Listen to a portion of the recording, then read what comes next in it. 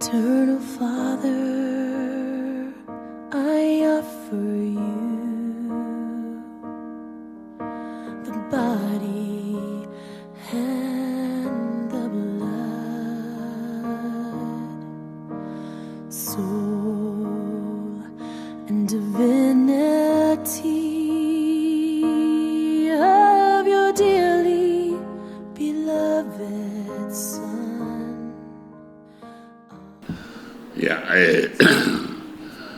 Whaftai le tua ua au le marinea so matangu fie whaftai le tua le soifua o lau whionga le apostolo misa me sfo se ola mo kaika ia te nane le pai o le tātou kuleanga le fio lau whionga le ake pepo pe fo le pai o le tua au sama le au no fuvoto te nane le pai o la silasi o tulanga uma o le tātou kānesia ia le whaangaloina pe whaiki kia fo i le whaalolonga ma le fia whaatana whatu pai o le tātou tulu tupu mai ia ma le manu le atunu o Samoa le kua muange o le kua whawai le tua ia kawaranga amaka i le kua mea uma ka kua whamaongi ka kua rofa mo i le kua wai leo suia le rofa le kua le hola mariu mo ka kua ia tātou amatai nei mafutanga i tuafa tamam le alo le nganga pa ia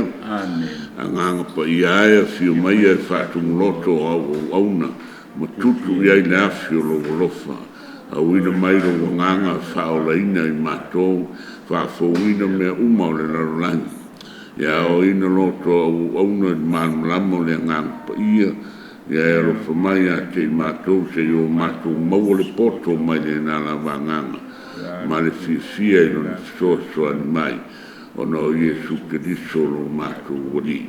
Amen. Ia e whakawhaku ia o le uso o whionga au whausia whionga misa o whionga le apostolo se fo i lua levanga pungo wai kaukua le ri ia tālo fo i pa i o tātou kunu a mese le tuainga Iesu la ngā lofa mana wa le ma upol kalanga ma kere pa ia angi si meskete fasino ale tala noa maua i le fe au a Iesu la ngā lofa na ave ia sangata Faustina e ta pena aine lalolangi mo lona toe fio mai ia e le pose dilo o levo no si le fia o le nei fe au o upu a mata ai le mwhaiunga suia sesi. Before I come as a just judge, I now come as the King of mercy. Come now while there is time.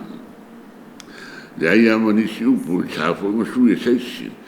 Au ke le sau o le whamasino a mea tonu o te saune o le tupu o le angalofa. O mai roa manu o maule ava noa, meaning o le o koe kele se aronga lai sira fia le ni, o uti taimi. Ma o le lava fo si taimi whainka ko ka alonga sken. Lono winga i fōringa mai a laka lo se me i songa i unga. Penga loa. O ke mga kuai misala o sau valele. Au sau o le sou i o le malanga. O saunga mai au skadi en. A singa ke nei. Whai ala si sou kasi ar mele ke mga oia uia o ko ienga len. Ko inga len o karere vā maru rue whapengia. Maruru ala ka ka lai la kiki maruru ko merko inga upi ka upi ko merfak yo va kairo ka kongu de di ka fa kongu de kula fo ia de ko mana o me sa nga wa fa pe me de ka pekin wa ya fushi ko fuspa al mena lo se se ia ke u fa pe me fushi ko fuspa o le angla wa ia skai fa penga ke sia malanga mo ka kia ya o ka le la por fa pe mai pa o kapken futi ko pa la len ya por mera fe ke fa pe mai fusi o malo sin makan ya o fo le fa da cap fa ko ko lo fa ka cap o ka ko yo le ku al ka ko malo sin ka ko fa mo mo ya pa ma cap e o mal ma cap a kangiro mo lo me volele pa o ave ko mai fashion o sit belt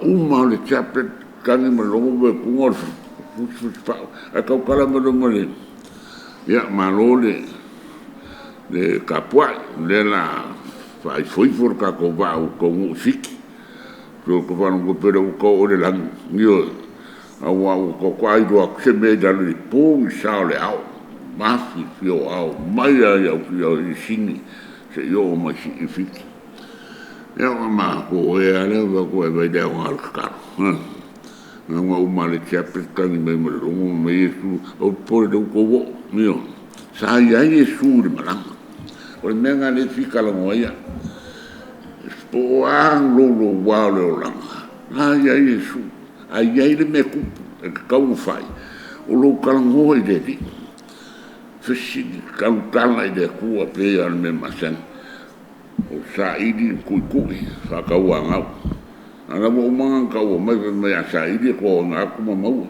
afa ka wa nga o mau afa pe foi ku ka kala nga rongo vina o ka ko wa de fai o me ka fa ka ko fia malo lofua ala mo ka oko le ku le ala fu o me aisa ale fu ka ki mo rongo mari le ko la ka ko fa mo hakuru mari o Yesu ala mo ka ko ro ko ku o ka ko wa ka ko mangaku fo de ngisi fainga fo ile se me fo da la o le kuanga nga fa ile la rolangi malanga plane pude ile kanga le la ku al pela bu tau kanga ko pude kanga a wole si kapa ile ku ai si dia kulanga pude le la ile to de mama ye na le ma kalu mo le malanga ko ye manguia ye mfa penga fo yo mo fo fide mu ya ma uwe ya saulo merkati alu wo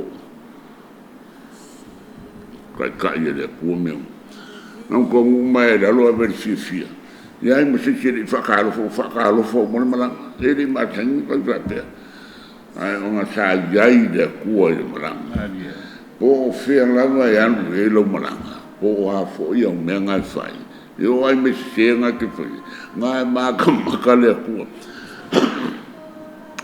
wa mele kuskusinga tama sa kwanes kai mi manga kuka ko la ka nga ko ai lem fai da na o mo se kala Yesu o ke ya ke o ko o nga anga le na o nga lo ai de fai ko mo kusinga tama sa kwanes o ka fe se me se au fai me se ka kia ka foi mo o ka luelo ka mala mai menge o ka musu fai o nga lawo fai malido la ia ide ku ni mene ya fai mele skala ka poko nga Clement Stone o lo fai a nga o nga i mele ka motivation wa melanka e lema fai o nga lo sere ko mo e ke o kilo o nga ro de o se ona ngole ko si mai ngole ko le ola ka mi umana ke soi fuai o ma fuai le ko le ya o le ala o le pumongi ma le ola yo e ko la be kalo ko tanga fa mo le ma ga me o si ko me o de kus pa ya boss ya ma la le po ke le ka o ya o me su a le ka o le ko o la ba o la pe e o ngā mene e whamangako ma koe whakepa kako e le mawhai un kako o e se marere e le mawhai po o au iau ke anu mō pe o au o le aposkolo ia ngō mawhau nea o lo kiuke o le kārai o le lofa o Yesu ma le kārai o le mongi o le fio o Yesu le o kāriskia ai e foi o mawhau ngā tau e leo ngalo kārai au leo lai me nga la ki nga ngo fia mo le po o ke usu mi sa yo wala nga fa ke le mi sa ile me ngo ko di ska kala bu di wa ya kala ko sa ia fa me uri ro ku se o kasen ala kasen bi ko maku nga wa o se le kala sira wa me o nga fina wo di fa fe au di siro ya ala ko ki a no ko mala ko lo ko a ke wo la ko na ko ai ko sibia pe mercado de ko fin de rile le wo ro pa ko ya a o ave longa fine to wai o e na me mani sa ka kau nga uang e kominio nga e lua kominio o mai e sa o e lua le kofi o le areto nga kofi e le kua le areto malonga i lua le a fai o ka ngakai e ka li sua a fai la kere o la kurka sua fera ave e faske o le areto o ai dana ola ai lo kingo mai ulo koko mo le se mea a mo mga kau ki komunio mai fa maongi ai fa pa ia o le karesia e ka kau nga e malama fa pa ia e ke alu kali sua ki pa io le o le kingo le la e le se fa fa la kulo o le kingo le kua ka ngofo mai mo ki kilo mai makaya e le airo o le kingo la ma le maliu le ele ke kofi kingo le inga ia ka ko ai mai ingu male sia mamanguia wa o le me ai fa le nga a se fa malo longo fa kingo mo ka ko na o ka ko liko ka ko ke mala mai me uma le kanisi ni ele nga le pese masiva le i fa ka pia le pise ka ko e piko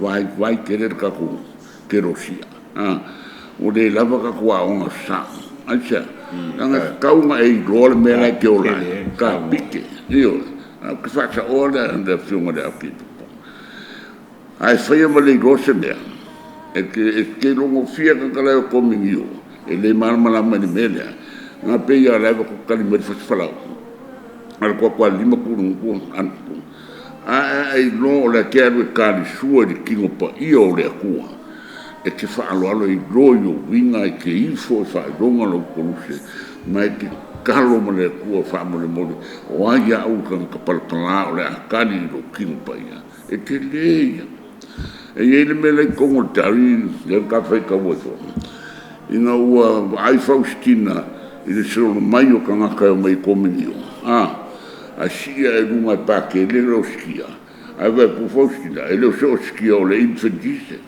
o Gesù kama me mela o pa che non fa o le tino che riso ai ku ia Faustina e se le me ku o la fi wa pa che le ana e musu Gesù ku fa per i mamonu io il legale sa un cancare di come do mai lì foi di confissio la ci le fie Gesù le palpalao le nganga la ia ai le fa ia u fa con mio pa che così era skin pa ia o tino che riso al cancare sa un confissio o po fiu ka fiu mo ga Gesù o man io fio o Gesù o le ngala por comio confissio kawanga ka ele e ala kala mumua uma foi lo sua vai la sa se lo cuido pa se lo cori ka era le kef que era lunga le mangai va penga fo di fengo ka suanga ki un pa io di e che capenga che confio che ka ele ma aisha le ngol kingo le ka le ka su kingo le ku o le arreto le ola e de ko ya se kingo per kingo le ma le kare si ka koriko o longa faku le kwa skia o le fa vai le longa i faku kuanga mo longa koriko o le yukuski e ka ko kuri mai fo makaria ma le fa kai le ko o se na lo fisi e o fa o kara do ko ma kan uso o ongo fulfiku e ko tango bo o ba o e ka koriko anga o saulo wa singe lei lo se mea ave ese o medicato o ai o che mai le che le mai leva ko sanga o mai che ola aisha che ola ka chuanga ne ala va che ola ka chuanga o le kingo pa io di che fio ya che o ma va qui a o le ola o la lo minga mai a fa ia ka chuo ma ko anga ka chuo kingo pa io e de o ki ai o e ola ai o poi me lo mercala show a poco a como me fonga mo e fio mai to vai no vou tau ka ma fuka ko a lo ma se le me o fa vao fai do suco fine vao fango ko ka u su mi sta po le aida e che ave fai o confio qua col camo di pai whaamama ma whapo eserere. Whai le kofisi, au ko kimo musu o le kofisio, o le kofisio le ka e lenga whale anganga. Aisha, e ke awa i le pa ia lela e kāni sua ia. Ke le mga o e mairo wa kua e gofo i kongu se me parpala. Keu lo whakungu whaamamalo o nganga e fio aine ni. Ia rane wa vidi mai neso kofi mantana. Mala malka o kiri wha uo lewa ngā ala sau tau wha i rumo i mu whakari maki o misa. O wala, nā kulo mā o alu ai pākere si olu. Whare kofi si o. O kuia mara, nā mangai. O leo nganga lo lak. O tā ua ia. O le kako kālesia Divine Mercy. O le kako ngā luenga ngā. Mō li mau le mongi o le fio le su i le eukārisia. Ai kako lofo i la whalo aro iai. Kako o e lala mai Jesu le la o le kai mongo venga. Le la kako o ngei le triaso piko i kaudia o le Divine Mercy. O le Feast of Mercy. A kou whai kau i le kusi le leo ke uai. E alanga mawhiwhi whapea. O langa whamangu yanga i e kongu i. E o i ka kalo whapikoa e ke whai e kaimero komi o mau e kongu. O ka kalo ngā mai te whonga o Jesu le a Faustina kusina. E ke ka kalo kuani. Ese le mangai. So e ka haua le kako kāpinganga le i ni e maisari vai asorange. E la kako sa wani Palema. Malanga whakupo i Jesu i Jerusalema e aru ea. Mari umo kako. Ia, so tangu kukulea mo ia orusu. Kai la vai la fioma e apostolo sa. Aga ia le ia ga luenga kui pea pam pea. Pero ana ama ne le uso nei na kopa. Ale fe awa ia na le wala ia Faustina ta penga la langa wa lo fio fa lo lo people le falling among falling mai o le final mele no kako e ma ia fa prele ko fa lo me da apostolo o le mo malai ni na mo ngale e ma ko e ka o mure psidia muri mai a mo mai a prele lo fo le ko la semen fa yo go kala yo le pocho ayo me mai le e ai fa mo e fai ke le fa mo le kwa vale ar me na foi ulo wa va ko mare al tango la apostolo vinga kapita ga ma ko le kalere al tusi o fai ka wa le kamale o stani le na no ki aso ko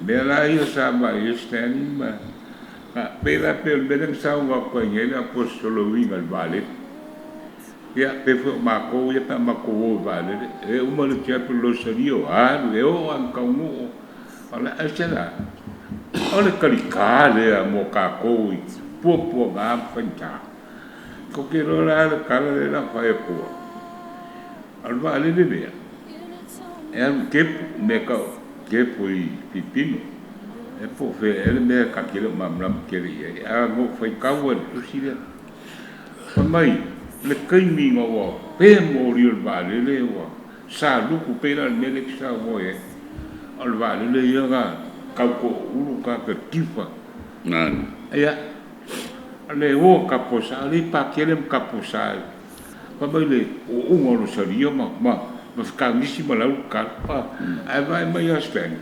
aka sten ye do ke ye me pes a uma na wo back to normal le o mai no capo sa foi o ma kwa ma ko le fia ia wa va kulva le la fare ko wa pike aka kire ya mo ye mai no ka de la wa mo ko mo ai me na ka o ngel ka pe hanga pa ma ste ke do ko era ko fa pe ko ke lo ka pe o wa le va ko ka pe me sa u le bar ka lo le le la se me que pole a o mai a pe o mai a lo ki paul va le que le poli a le eran ko fa pe un po para ai ma fe ko que lo le ya ko que lo ka pe mai pe la de que sa mo ye sa u me ka pe ma mo ka mo ka pe ka o que le ya lua al ka ko le Le aka ke vai ai kasi le sa uma mai Yesu pape.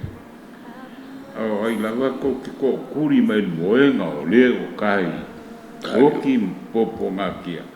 O ke kuri ma pela mele ki sa go ai Yesu se me. O le manga ai. Kaua. Le manga ai foi ko fa lo lo fa manga kule nga fai ni. O ngalo ho ya kia o mande. Kaua. Le mele e vai a kule legal komio. E ku lima. E lulu au Yesu e le fia punga. Ai lo me Faustina e le lo ka. Ai vai a ku riskan. Ai. E ko ai le vise pa ke le tino pa io le. Ai fia punga ka ia fa ma nesi. Ya mesi ka ko ko fa lo mo be. E ser ka ole. Lu idea mo ka ko me. Longo winga.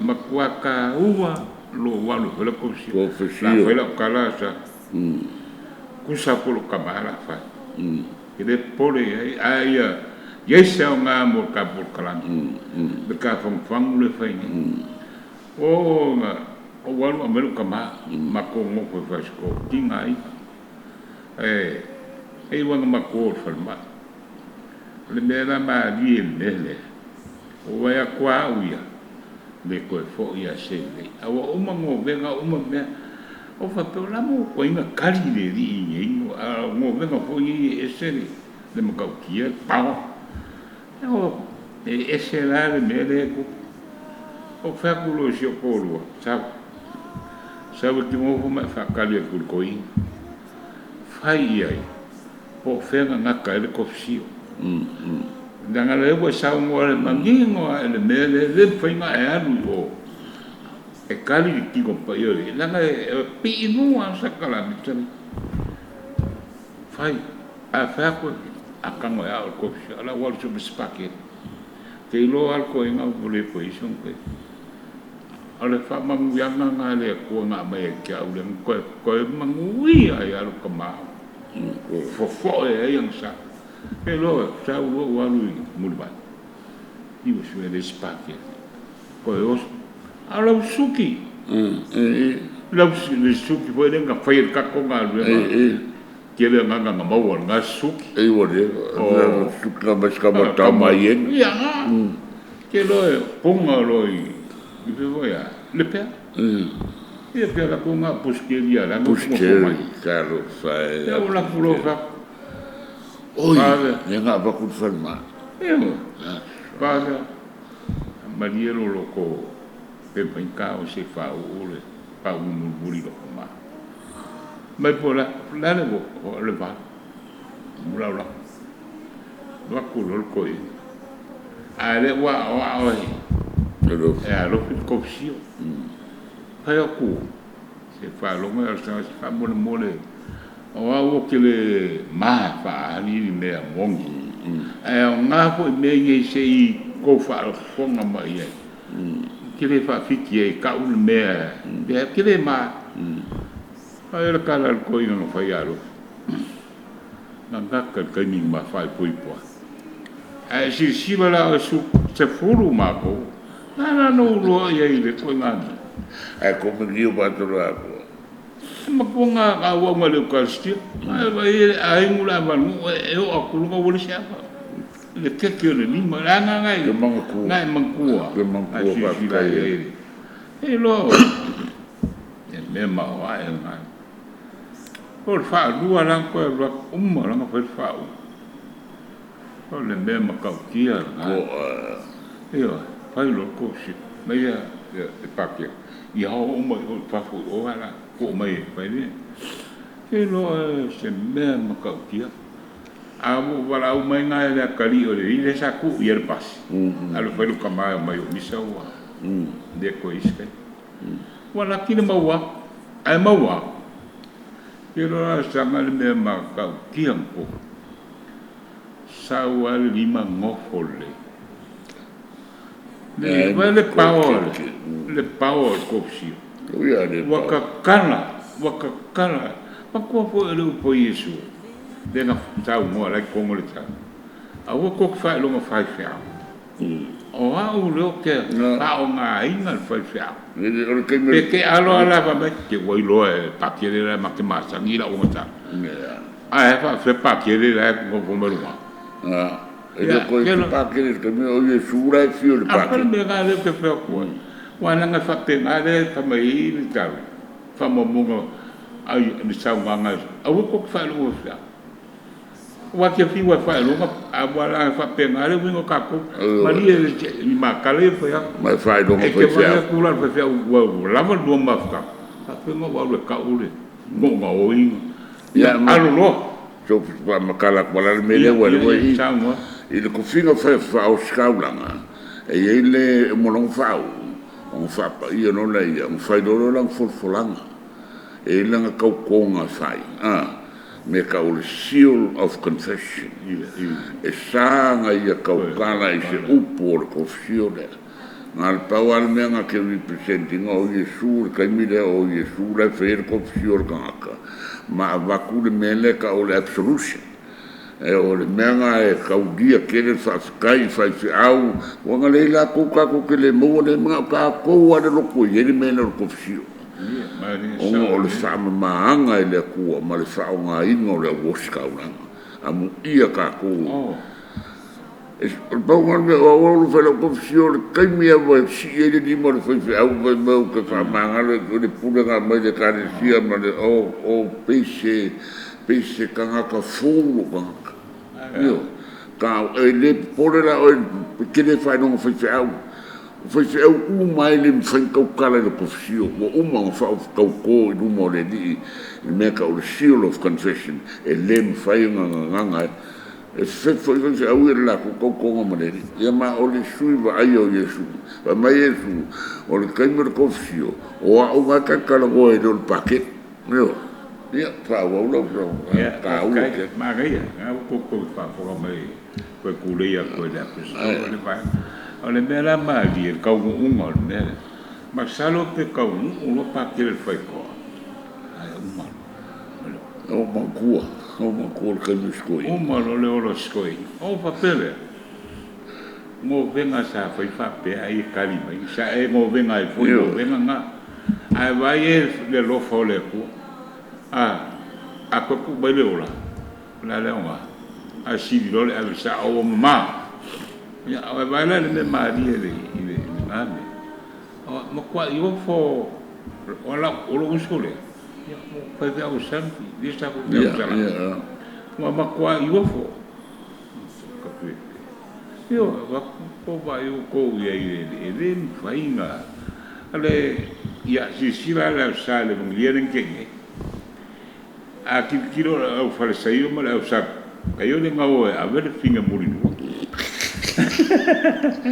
vai qual de fiaro ia de que ni nga o confesio bebe al fenga la confesio al murinu ele ia ka o ia ka murinu pe ka ko a ka o ia murinu ka ma ko mo vai la ele ma ngai ole me ko wale ka o ele fa sala mai ao pe o ia o ele fa sala me le ia te na foi o confesio o fa ma ngalo le por fine ele chama sala le la sala me ke lo me ma di e fu le anga fo le o ku pur berna con mai no wa kushi me e su do parpa a sacari se lo poi con i mo bola ma e ai e su o le dis fa quello che tu le figure se ora un dia che o Americana ye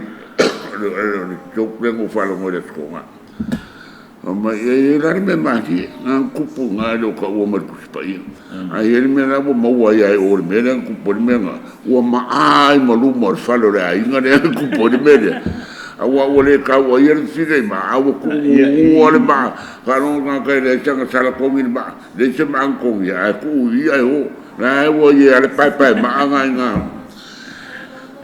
ma ko la alta ma ko ko la fo ko mo se ka wa ima le o ma ko ya isu ne ya wa ko me su ko ira la pa ke le ki lo ko so ro ro su ke ya la ko kasi na me manga ye misa kako kilo ia o kako kangaka. So ia kako kilo fo isi. Kilo ia ki apela wa sana na toa. O ka so ka mao se ka ngaka lo fangia. O ka so ki ngā o se ki ngā whai mea le lei, loko le lei. O ula vai. O ka mea o mele anga sa whai. O ke whawhikai rea kua i se aua ki vai mesi. Molo liu loko mai le kako riko. Awa ai me fo iyo kengi le anga o ia ia a le au mainga wa wo whawhikai rea kua wo whaikau le kusi o saulo. Le unga Yesu saulo whaima paulo. E uianga o kere kai ngau paulo. A leo kau so ai ai. Wo koris fu whakau sanga o ule koe fōi ni ngā mengo ola. A leo kala ia te maimesi. O se kala fia o aso lango o le whai pisi si me whai mea kuma o le kupe alo o kua. Kalo o whai te maimesi. Lea ai se ngā mea. O lea kua no o kua. O ke leo ko ngau ni kupe. Pāwari me ka ngau kupe pensinga ro ka vale me whandeira ngā se upu ko sue ni kupe mo o kua o lea ai. E oi ngala uka. E le kauria men kupuranka. Au le unga ne me kauria. Pēnar kankalenga kalangoa misat ngakare ka oko karioki. Le mwhai ngakanga koe whaisisi me iaia. Au ka kou ti mai mesi. Ma le chaplet le anga alofo Yesu. Le anga fola Yesu. E ke la ua lo le chaplet le kalanga o le moenga o ngaka a karioki. O ke kū le vā o le kangakalea. Ma loka mai le langi wau o le whaola o le mai le. Nā le winga le whao te vaimesi. Prepare souls. Prepare the souls for heaven. O laka le koe fio mai. I rengi se pe au e su e ni kupe. E leo se pe au su e se la po ama se maalosi ma se ma. O le se au e ka penga aile anganga. Le rata kalangol kofisio. Kal kongu mai. E le ai se winga e ke mau ai me uma ai ke le haru kofisio. Kala i lo kua. O ke le musa ka whamkala. Ranga la ue do le iunga. O le whamanga longa le kua. Kusa kausanga e awhenga le aso e kasi. O le aso e Salamoa le kusi e skir. E le au mahala uang sala. I le aso e Salamoa. Ia la hui la lua e fai po fiku. E le au ngā fui la ua miu le lei. I le aso te anga sala. Au sio ko inga le mene kako mori mau iai. Wala kako iai kaimi kupanu. Amu ia. Amu ia sa loko mo fai no loko. Ana ka penga ele kua. Ngo venga nga fai. Ele kari mai le ko se malosi. Au le kai inga o e ke alu fai men. O se au o kari nga lo venga. O lo me pa ke le fai kofsio. Io. O le kofsio nga uma kofsio purify de la o fiste. Ma me Yesu ke ngo venga fiste ma le sfalei de mariu. E o le sko nga Yesu so ai. O fai de kofsio. O le kaimi ke kari sua i lo kingo pa ia. I lo wasu turufanga. O ke wha ma ngalo a wanga sala uma. Mai lo whako a whanga mai. E o ai mea ka o kongi sala. Fōlo ka mai a wako o anga sala ngai whaia. O ke ave sea. O se mea lofa sini lea. Ke vai mesi ma le pule anga. E le ki vai e le se fistei ngal te vai mesi. O le fistei o le kako riko ako. O ai o ngal fistei. Nga fili le ka mapa ia le fistei lea. O le fofonga o Yesu. Nga unga uma o longa maliu ko e ku a fio longa ka ma a saso o ai a fio mai longa kingo. O kou o lo kingo o a o le ao le karesia. O kisau mai menga o sau mau le lang. Kisau mai menga mai le mariu. O le mariu o Yesu mo le whamanga longa o kako. Nga unga uma lo ko fio le sko ngai e sau mi lo komio le sa.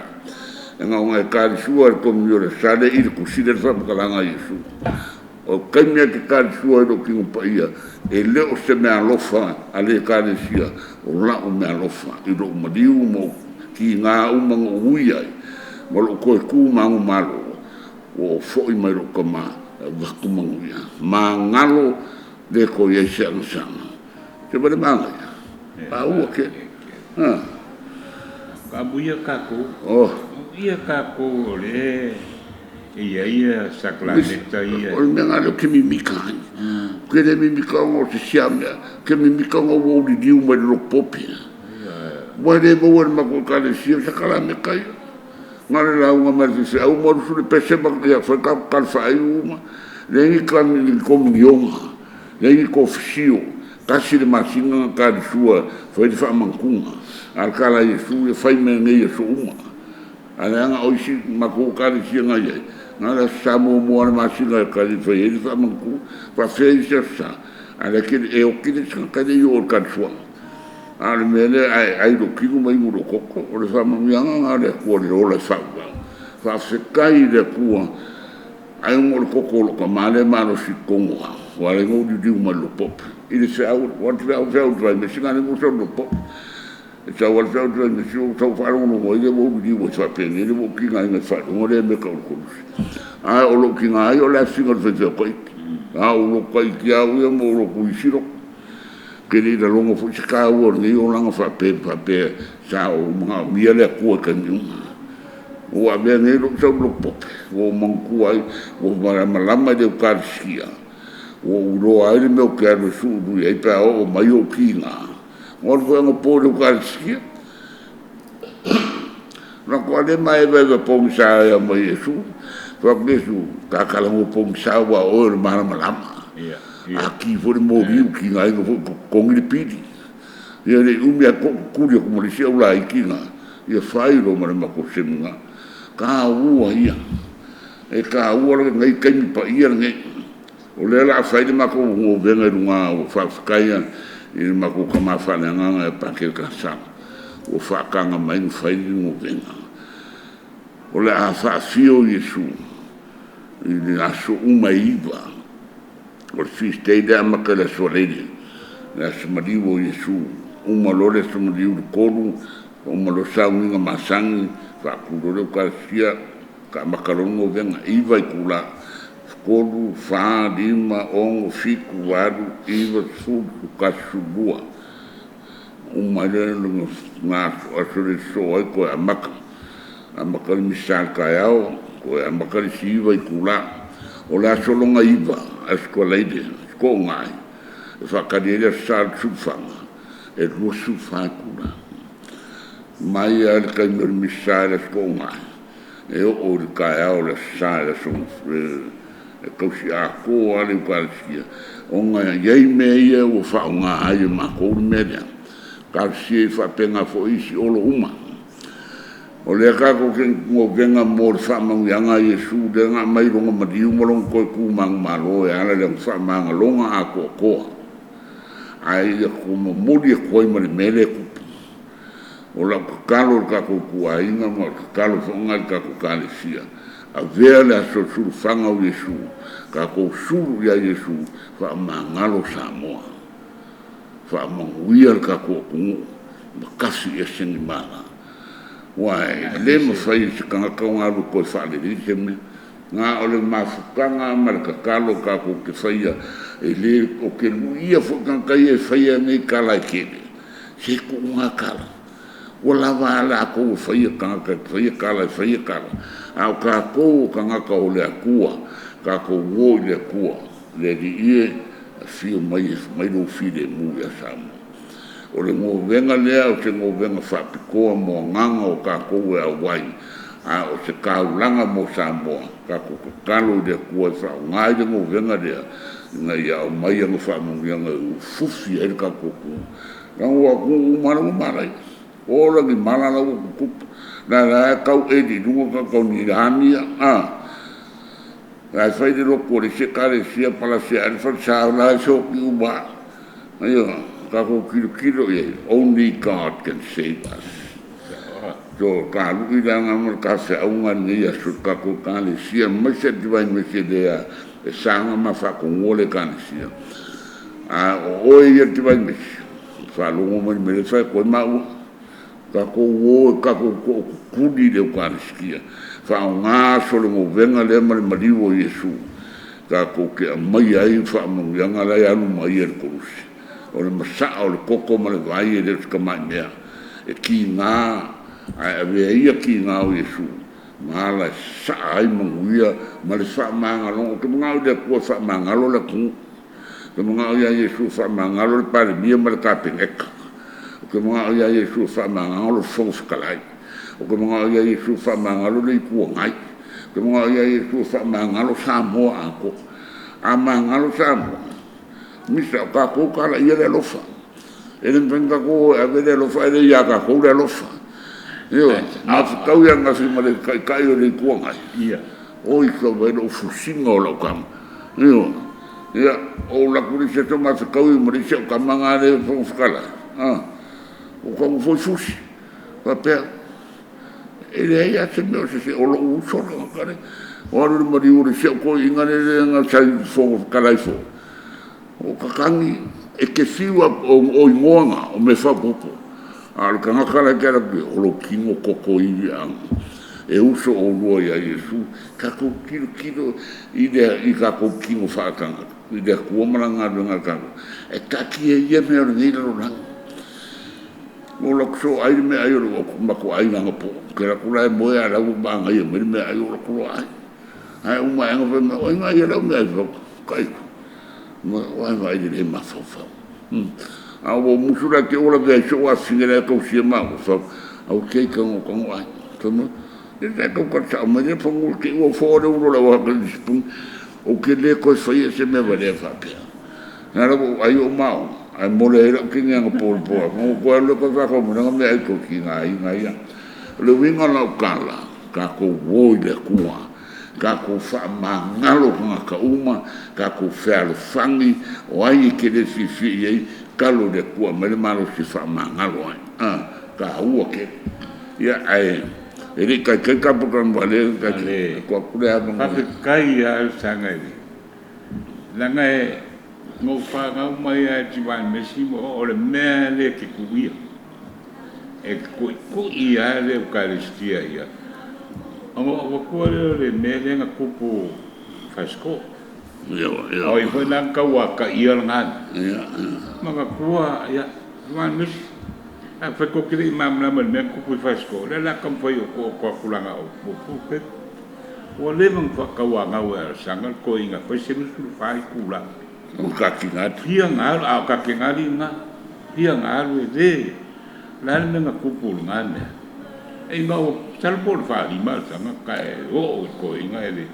Kwa kali lo ko a mai lam pa ke ngimo fa kui la mori mau pa ke ngimo le le o kala kua e o fa le sa e presilo ke man kua sa e presilo ai sa me wa sa mo e fa pe ole mori mau ngimo o fa ale o ko manguia ale ama yo ko ulua me ke ya yo e ama kola nga o ale winga la kala fa la gelia ia o ko uru langa le la ka ko au mal menga e alwe fa ia si sira la ia de menga e siri lo ke mai ko wa e sirva pe ana wi no au sa no to ma ia fa mai e langa ma fukulo wa la o skaula langa ka paunga o kai mi ngam fai e re e ki a ko ngam fai ko pa pio le kwalisti ngal pa ki a fa pio ngela pa ke le fa e kia e fa le kong ya ko ma la ya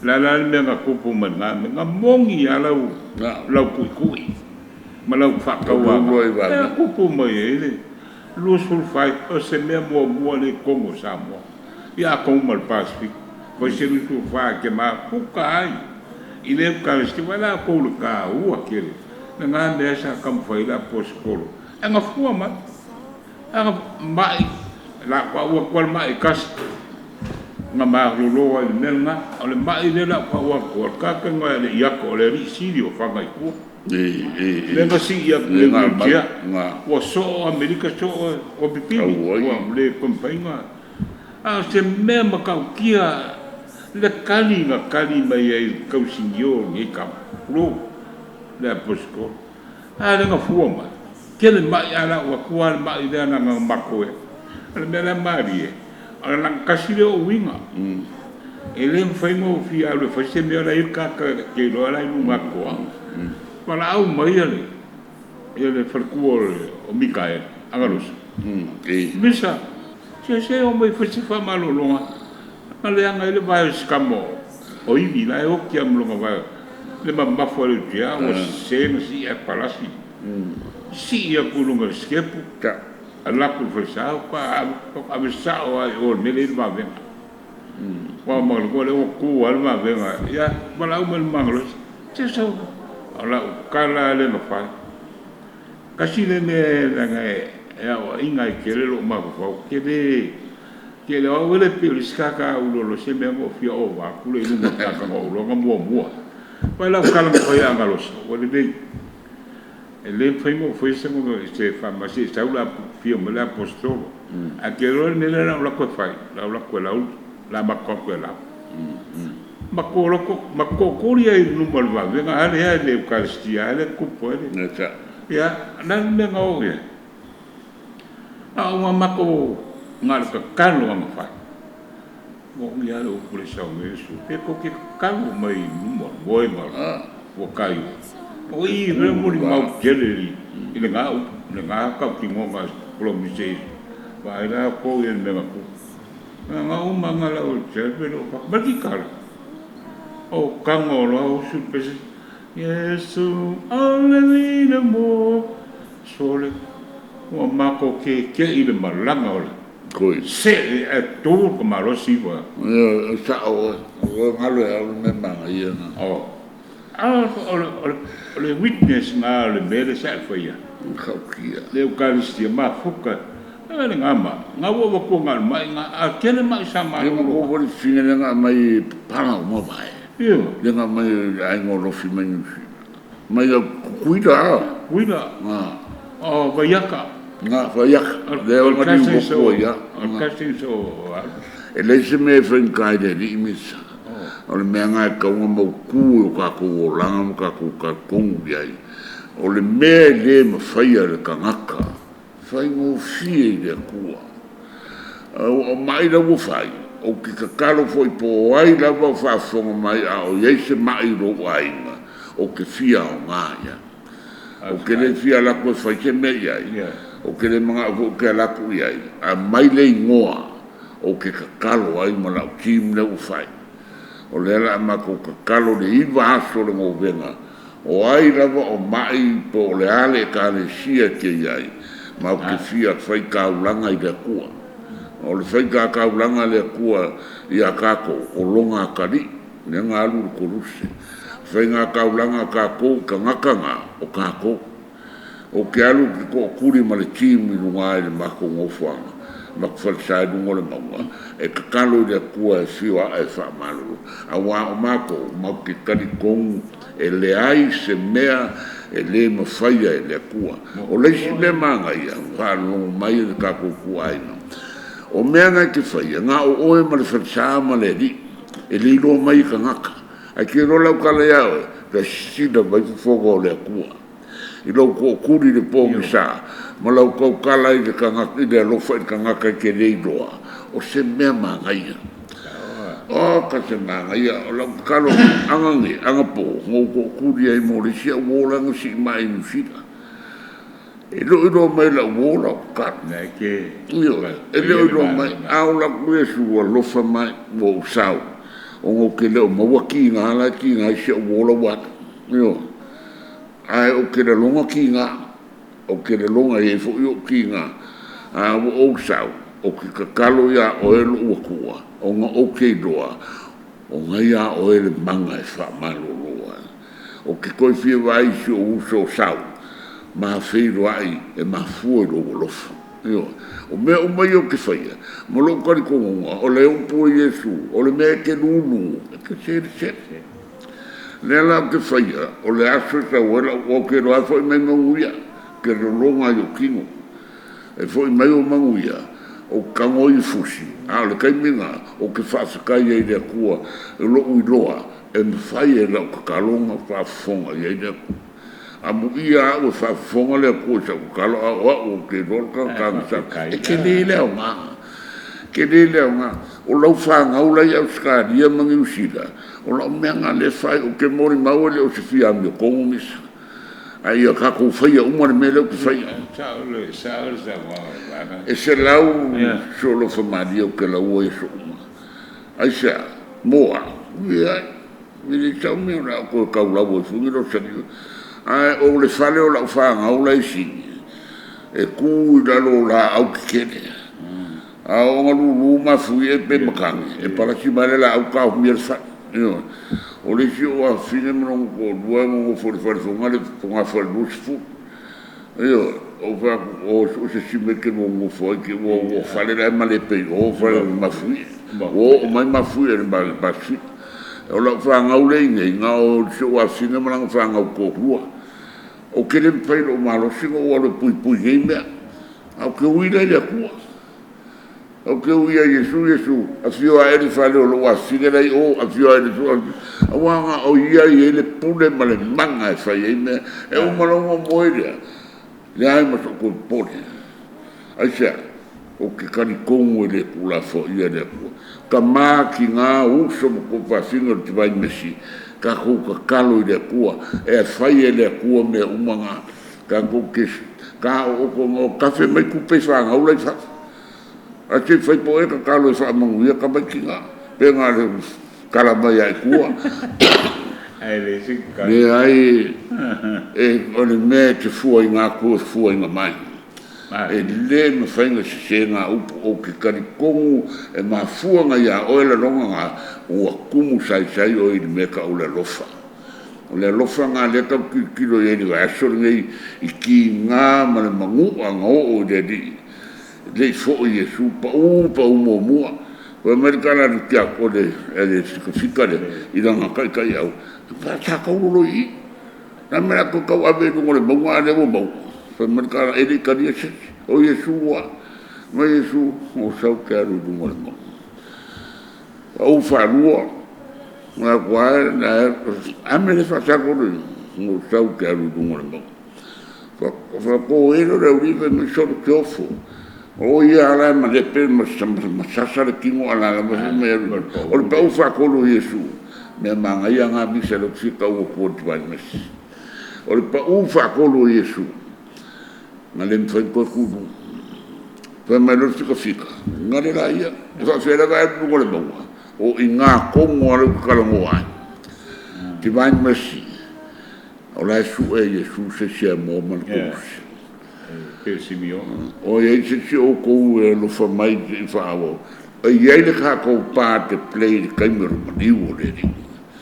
O lea, ka kou e amor kusi. Ka kou o ka kou lua mai Yesu se i o ko de kou se kalvadio. A wala ngai le mfenga kupu mena ye mena kupu kalvario nga o Yesu nga kisilsia ma fu nga sia o ai ngala ma si me o se o ko so amu ia si me o nga ia ai ke lo la ka o aso ngai fa ye ya o si me o o la ve si me o la walu e amo fa ka si ko lu se ma Yesu a sa o manka ka dia ida ko ai sa inga o Yesu no mo mo ku iak o ko le ri ku Yesu ke ka va be ya o mo manga lo de a ki o ko no mo sa ka dia ko se tu e pingi lo sa si lunga fa ku fa pe nei lu ka mai le ku a e ko lusse e le sanga sala o le ku e o ngala sala la lu kilo ya pa mai ka la Yesu lo ka mai ka manga lo la ba ala aku lo mo ka mo le marka yo velo de ka na ai nga le mea o ai nga o Yesu du mo markus ka ko simonga o le sui nga ka ko ka lo fa de ku ai le fa yo nga ke le lo fa ya Yesu mo sui a fa ke lo fa ki nga ma e man ku o nga ma fu ai nga mo Yesu fa sa nga lo alu amol koruse dala me fai ko kuri mona mo iska ngaka a mai e ski ngau le kaua fa me kala Yesu oi ko so avo kai kuri koruse e kau ale pa o man kau le fa mo le para kui mo ke ile uri wala ave me la ka yo se para ka Maria anga o ku de kau o manga pingi le fao mai le kala le kuspaia o nga emo ai deo le mea o ngā pā i leo le whai kini, o ngā whai mai ro leo le nguko turou le fio le, woi, e sao a, le alo leo le kua soi kua. Nā la ko me koi whai, o pachok. Te vaini resi, e ke le ka ua le asungi la asungi, fili o e, pe whai oe ma whika sasa inga Yesu, pe ke muri sa unge amore kolu se manere. Ia o Yesu Kalavario, a wānanga o ngā kau ai le vāo le langi manere alo langi, o ienga upu muri wha mā vai ronka mā. A ua fwoi ngai ngāru, o le kaimina e whai e mea umaia, la ui li molong ao le akua, le pule e kape umai mea ia. A wālanga le whaia, le maringi o ngolo i makai le lofo e ronga kari, ua le mwhai nganga la vea ia, a ule mwhai ngawhai, o le mga o la vea i oe. Mga o la vea i kako. Kako whawhikai a Yesu i ongo ki ngā, kako whawhikai le akua i ronga lofa, kako whawhikai a Maria i ronga kari ki ngā peru si. A o le hana me whaawira kako whawhikai, kako whakingo lo me i ngawhai a Yesu, a lofa i le uskangaka. Kako ka kalo mo kako ku so ye kako ki sai ku au mo fai me o kengi so ye kako ki fa le anga fuka ngaka o kanga kala sa le anga fa le Yesu e le tau fa le anga se kako wo ka kalo ne ngo venga ye fai ai le fai ngo venga mo mai e ke o le disiono o mai o ki fika kalo mo kanga mai e ava ngoa ma ko ma fukanga i ngā iwa so uma mo so se si fia vaksanga mai. Ka kalo jeisi me whankai de ku. Ia, wani ava ngoa ia na ufionga te. O se la rangare, rengi pupia le ofisa. E se le whakai, kai mianga pai ai lau sao ngoanga i lunga le mere o kūr ka. Se mua e seo kalangonga. E seo kalangonga, pepore o kai loa awa. O musu o Yesu ka ika renga ko ia oe. O a ulenga ko ua kuarangi ka o ia oe. O a ia malisi la le ko ngā bea. Ele whamarosi le ta ngoa kuai ki la persona. Besa ki ngā e whai mai o uso a kaka ia.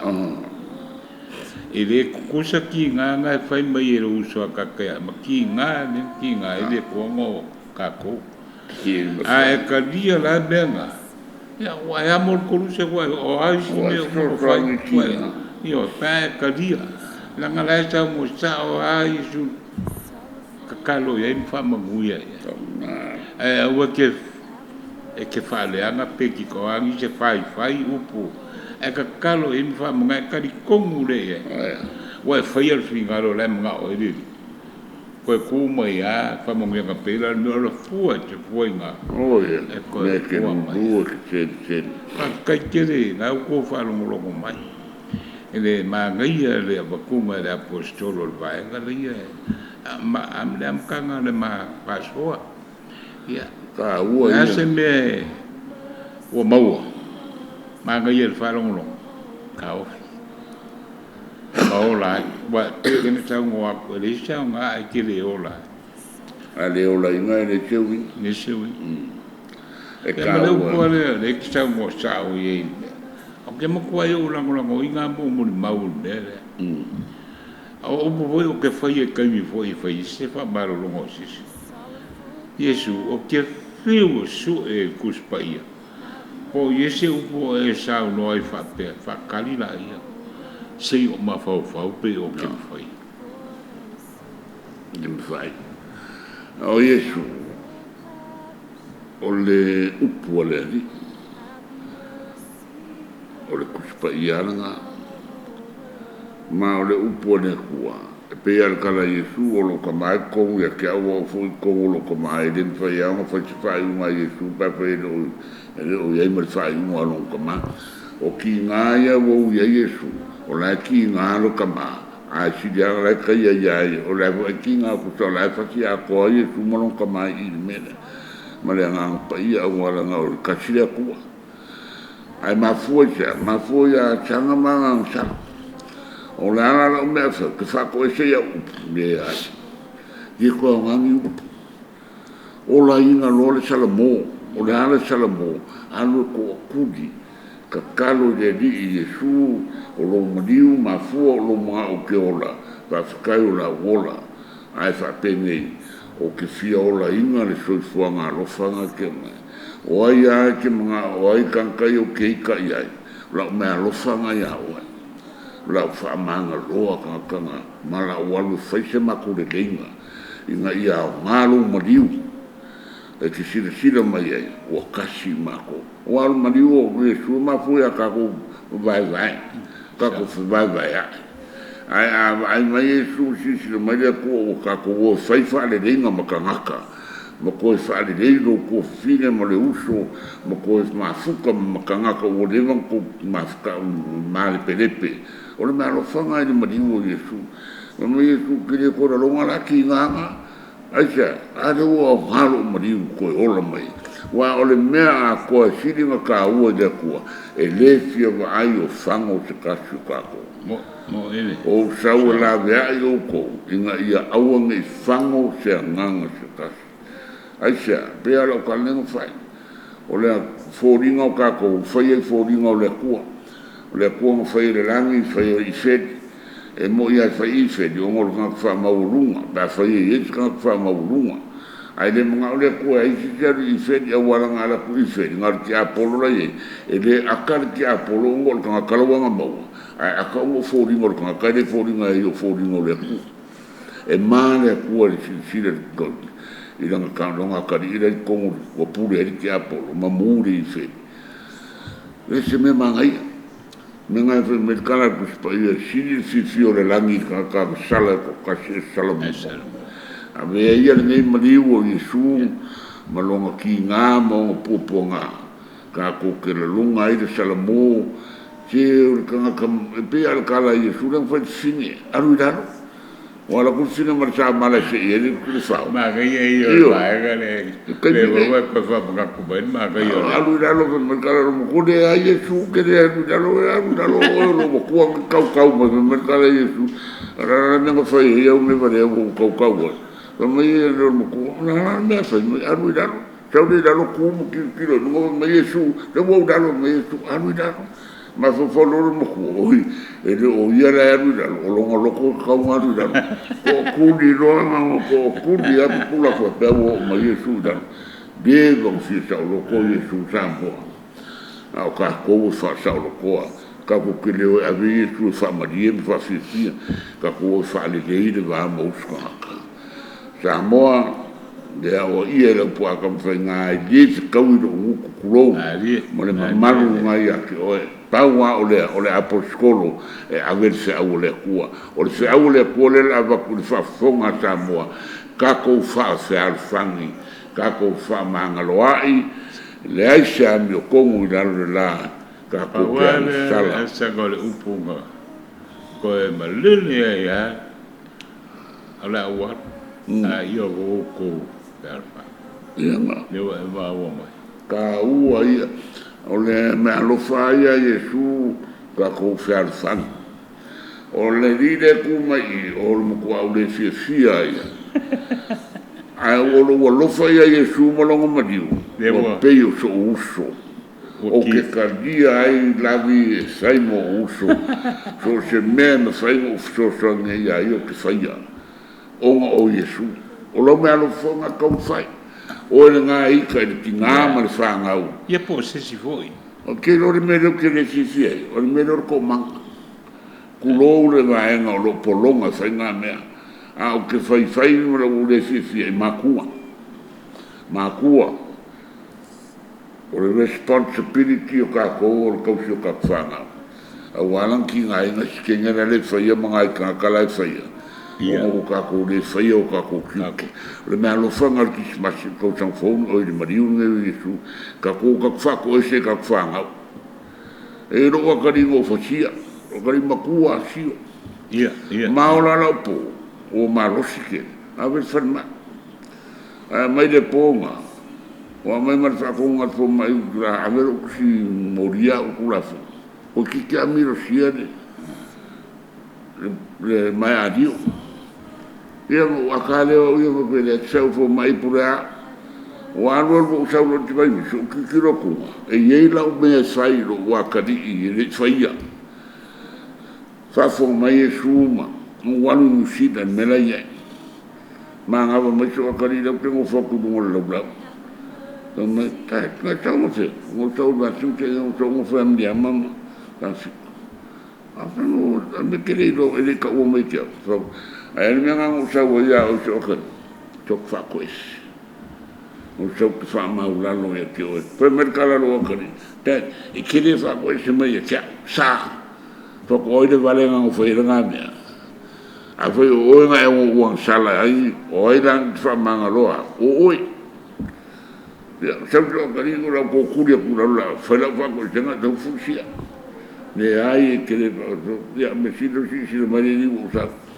yo e de ai se nga me foi me a lo wakari e foi nga fa ko ese o nga foi me se o e fa de ia me se sana la tu pu menga la pu menga o ya kai fa ma u le mamla o ke le ma fai mo ko o me sa o ai a se o fa nga o fa ko ese la nga si de le o le su le nga mari ko su ko sa le nga mari wa ai o lai ka ma ku wa o nga kai ku pulang ma ku pulang ma ka mai ki lai ki le fa no ka le lo fa but ai no lo fa ko senga ko ki le ye lo ba ma lo fa ma e a o ai lo fa nga o la ma la e me ku wa o lo wa ka ri piko de le nga ni la langi e de o anga de o ke mo ni ma wo ko ina ga le ka ma pa ua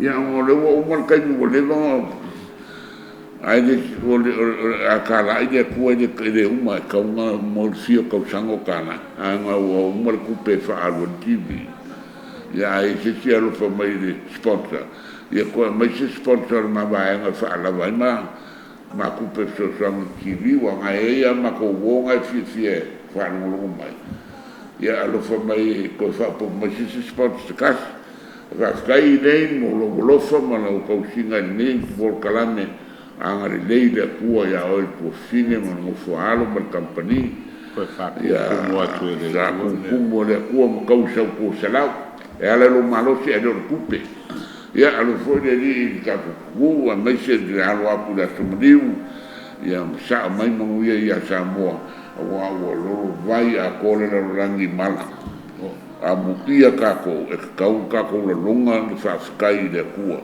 O lera kako me whai ka ko kukuri le kua. E le ngā o se kasi te ka ngā ko kukuri kako uma. Ia o ngā lofa maido le kua me pui kako. Anga le le kua mai lama le aolo malo se yo se au piko kiki. Ia mai se i kāne sia mu kai whamuia le kua. Whamuia le kua i nau whionga misa. Aua me e fai me ke mai e ke leo mai. Suffering is the sign that I'm with you. Nami ya anga le leile kua ya oema mo fuahalu ko kene. O whalongo molo sudima ya alo whaku le kua mo anga le leile ya oema le whangau. Manguia le kai kai o le kua mafukanga. Ya ai maua se fi state fia novena divine mercy fa mole kausi mo venga il falsa. E le fai ni fale il fiste novena e fai ruma le Eucaristia e i vaso fai confessio ma ko anga fa un sacramento ma muia le Eucaristia lo fio mar kama le puanga ya ala fenta ko fa malo longo mo mai no ka ko fa i boia ka per tamang le alo le nang pia amen e wa si fir nei por kalano le lofa ai o lo fa sidio na mia o lo fa malo longa mo e ma la to io fe ngai me ki na ma e amo a venga fa in tau se ngai mai na to ni va tau o le io lo ma liu lo to tu man malo fa sa lo to i na to mai ni ma fiang Lord Jesus, may your pure and healthy blood circulating your ailing organism. May your pure and healthy body transform their weak and healthy bodies. May your healthy and vigorous life flow within them if it is truly your holy will. Lo lava lo fa Yesu ma to pa mo mo yai mai au manuia i lunga o na mātou tunu, an mai se o mātou a ingo au mau i tunu whafu, tausi mātou ro ulofu, ro swafa i su o mātou wole mwala wai, rafol tama, ngāru, mune ngāru paia. Amen. Of his sorrowful passion, have mercy on us and on the whole world. For the sake of his sorrowful passion, have mercy on us and on the whole world. For the sake of his sorrowful passion, have mercy on us and on the whole world. For the sake of his sorrowful passion, have mercy on us and on the whole world. For the sake of his sorrowful passion, have mercy on us and on the whole world. For the sake of his sorrowful passion.